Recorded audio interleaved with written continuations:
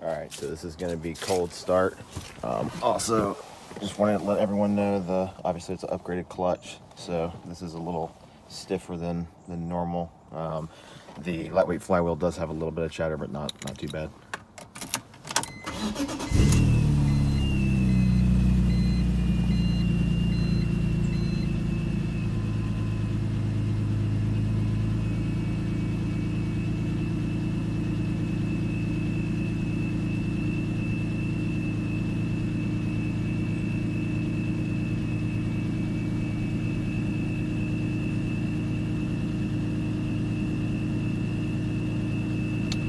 Alright, and once it gets warmed up a little bit, I'll do some revs here in another video.